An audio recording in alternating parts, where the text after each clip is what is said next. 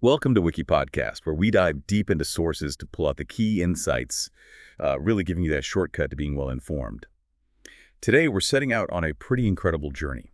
We're decoding the life of a true Renaissance giant, Leonardo da Vinci. This deep dive, it's going to trace the story of the ultimate polymath. An artist, inventor, scientist, all rolled into one. From his, humble beginnings right through to the iconic masterpieces and those groundbreaking engineering ideas. It's all fueled by this amazing curiosity that honestly still inspires us. Think of it like we're cracking the Renaissance code through his extraordinary life. It really is remarkable, isn't it, how his relentless drive for knowledge just completely blurred the lines between art and science. He created this legacy that really epitomized the Renaissance humanist ideal. We're going to explore not just what he did, but how could one person be so incredibly talented across so many fields? And why does his influence still feel so strong today? So where do you think we should start? What stands out to you as we begin to unpack this incredible life? Well, I think we absolutely have to start right at the beginning. To grasp the foundation of someone so unique. Leonardo da Vinci. He was born April 15th, 1452, near the Tuscan town of Vinci, maybe 20 miles from Florence. And, interestingly, born out of wedlock. His father was a successful notary, his mother from a, let's say, lower-class background. Yeah. It's quite a start for someone who'd become so, monumental, isn't it? Absolutely. And it makes you wonder, okay, how does an illegitimate child with what we probably call a pretty basic informal education back then, how does he become this towering figure? His artistic gifts must have been obvious really, really early on. We know by 1457, at least, he was living with his paternal grandfather. So some stability, even if it was unconventional. And what a crucial time that was. Mid-1460s, he's around 14, the family moves to Florence. And Florence then, it was the center of Christian humanist thought. This idea of blending classical wisdom with Christian values, focusing on human potential. Then he becomes a garzone, a studio boy in Andrea del Verrocchio's workshop. Verrocchio was a top Florentine painter and sculptor. What was that place like? How would it shape a young Leonardo? Oh, Verrocchio's workshop. It wasn't just an art studio. Think of it more like a Renaissance-era multidisciplinary lab. It was a real melting pot of talent and technical skill. Leonardo got exposed to, everything. Drafting, chemistry, metallurgy, plaster casting, and of course drawing, painting, sculpting, modeling. It was truly comprehensive technical education, much more than just learning to paint. Yeah, you can almost see his talent just exploding early on. In the Baptism of Christ, which he worked on with Verrocchio, Vasari tells that story, probably exaggerated, that Leonardo's angel was so good, Verrocchio just put down his brush forever. Likely not true, but wow, what a statement about his early impact, eh? Exactly. Whether it's literally true or not, that story really captures the kind of impact Leonardo had, even as a young artist. What really stands out for me, though, is his early grasp of new techniques, like oil paint. He used it in parts of that painting. And his early Annunciation pictures, they show his unique style already, especially how he painted Mary confident, sort of humanist, not just submissive like usual. And we can't forget that story about him painting a monster on a shield, like breathing fire. His dad sold it to the Duke of Milan for 100 ducats. 100 ducats? That was serious money back then, right? Oh, yes, several years' wages for a skilled worker. It shows his imagination, maybe even a bit of a provocative streak right from the beginning. So by 1472, he's only 20, and he's qualified as a master in the Guild of St. Luke. That's the Artists' Guild. But even then, he stayed close to Verrocchio. His first known dated work, it's a pen and ink drawing from 1473, the Arno Valley.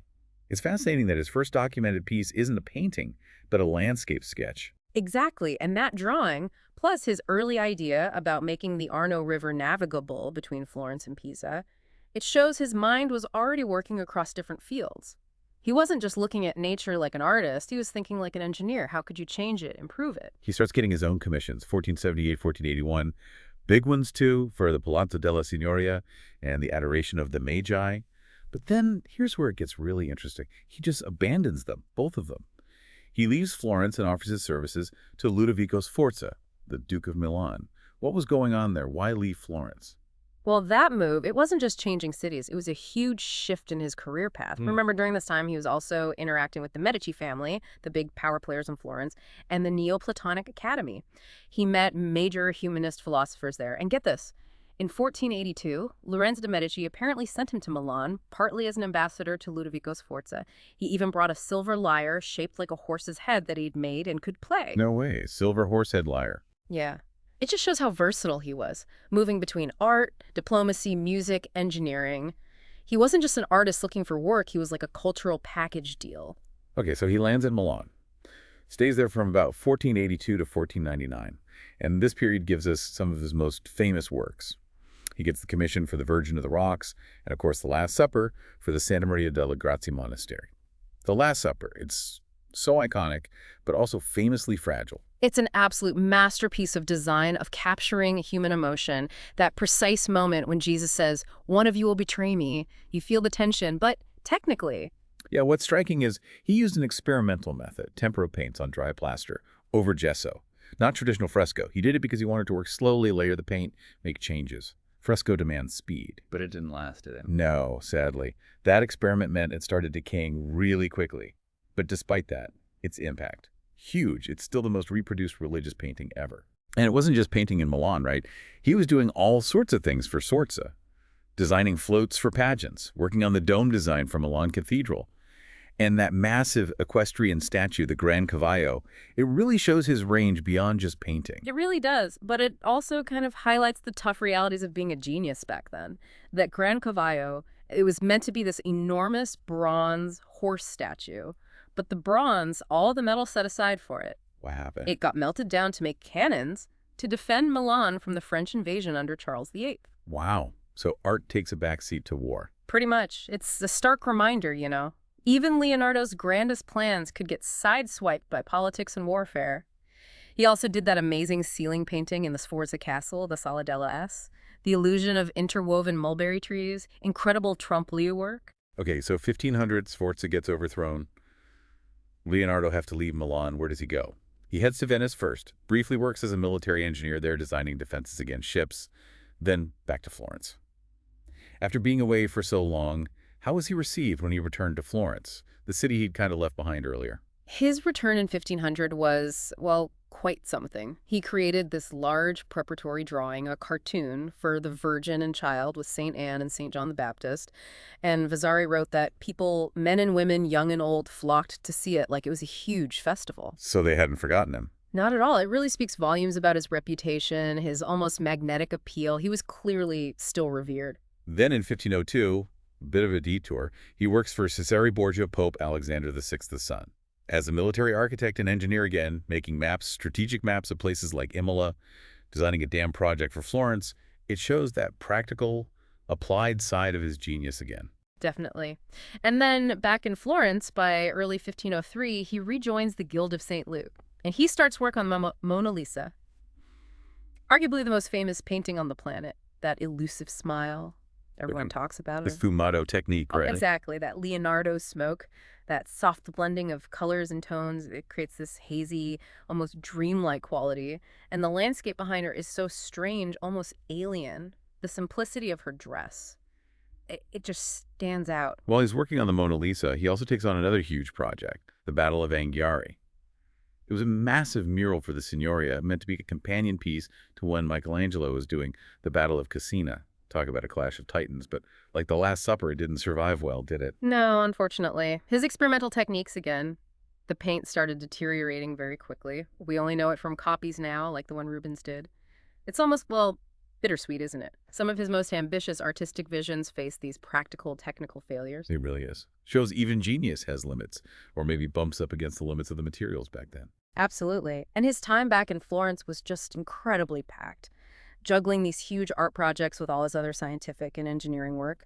Then in 1506, he gets called back to Milan by the French governor who was in charge then, and that's when he takes on Francesco Melzi as a student. Melzi became his favorite, and eventually his heir, so important for preserving Leonardo's work later on.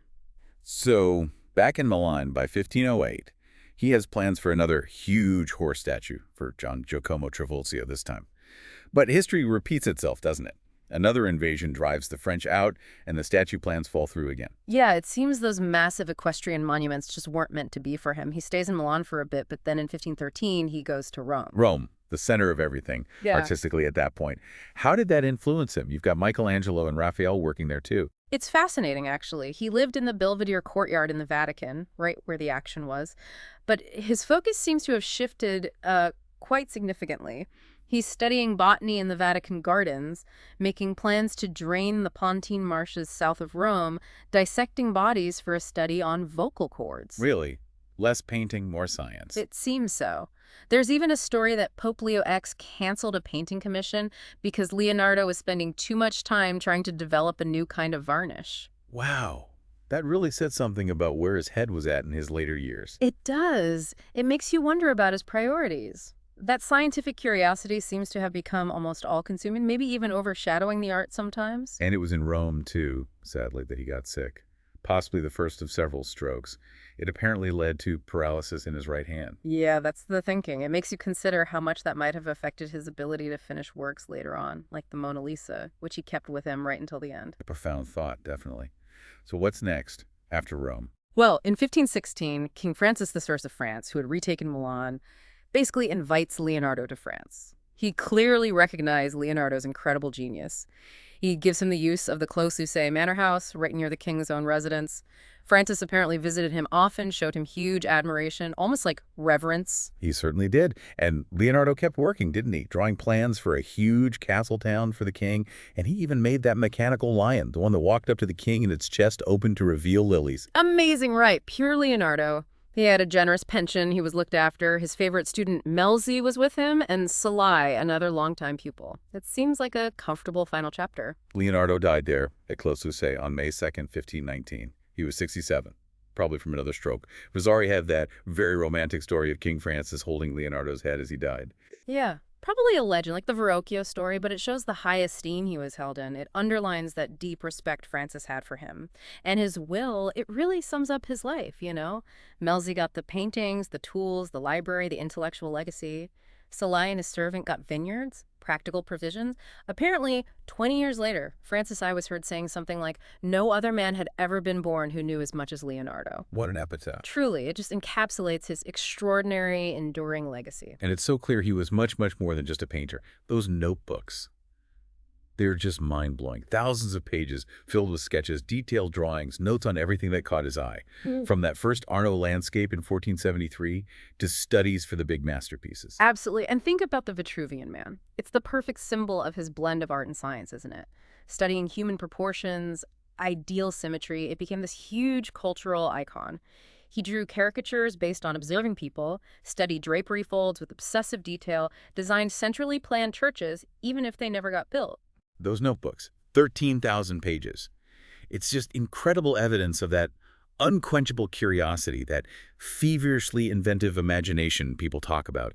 Designs for flying machines, war machines, incredibly detailed anatomical studies, all written in that unique mirror script, right to left. Yeah, the mirror script is fascinating in itself. But what's really intriguing is why so few of these scientific findings were actually published during his lifetime. Why was that? Well, a big part of it was probably his lack of formal education in Latin and advanced mathematics. Those were the languages of scholarship then. So contemporary scholars largely ignored his scientific work. They couldn't easily access it, or maybe didn't take it seriously without the formal credentials. But the work itself was groundbreaking. Way ahead of its time. His anatomical drawings, like the first scientific drawing ever of a fetus inside the womb. Unbelievable detail and accuracy for the era. He was the first to describe atherosclerosis, hardening of the arteries, and cirrhosis of the liver, centuries before they were formally understood by medicine. It makes you wonder, doesn't it? What other breakthroughs might be overlooked today because they don't fit the standard academic mold? It's a really important question. And his engineering genius, just think about the range. Hydraulic pumps, crank mechanisms, a steam cannon design, a double hull for ships to prevent sinking, even a kind of mechanical calculator, a ratio machine. Yeah. And flight. He was obsessed with flight. The ornithopter, the flapping wing machine, and that helical rotor design, basically an early helicopter concept. It's incredible. Now, it's true that relatively few of his big engineering designs were actually buildable with the technology back then. But some smaller inventions, like an automated machine for winding bobbins for weaving, that apparently did get used in manufacturing. And modern attempts have shown some of his ideas worked, right? They have. Documentaries have built and tested things based on his designs, a parachute, a giant crossbow, and they actually worked. It proves the brilliance of the concepts. And he discovered the laws of sliding friction way back in 1493, fundamental engineering principles. But they weren't published or known for centuries, just sat there in his notebooks. His fame, though, It's never faded, has it? People still queue for hours to see his paintings. The Mona Lisa is probably the most famous portrait ever created. No, without a doubt. And it all points to why he's seen as the ultimate universal genius, the quintessential Renaissance man. As the art historian Helen Gardner put it, his mind seems superhuman, but the man himself feels mysterious and remote. Even his personal life, his love for animals, the fact he was likely vegetarian, the speculation about his sexuality, it all adds to the fascination and the enduring mystique. His life is just this powerful reminder of what happens when you combine intense curiosity, sharp observation, and just relentless experimentation. He redefined what seemed humanly possible. So wrapping this up, what does Leonardo's story mean for you, our listeners? I think his life is just this incredible masterclass in curiosity, in thinking across different disciplines, and constantly pushing the boundaries of what you think is possible. His story reminds us that real genius maybe isn't just in the final product, the painting or the invention. It's in that relentless chase for understanding, looking at the world around you in minute detail. Even if that understanding isn't immediately recognized or even publishable at the time, it's about living that Renaissance code, that commitment to asking questions and exploring everything. Thanks for listening. Write us your opinion in the comments on how Leonardo's diverse interests might inspire your own learning journey. Subscribe to the channel to help more listeners reach our episodes. Thank you and have an amazing day.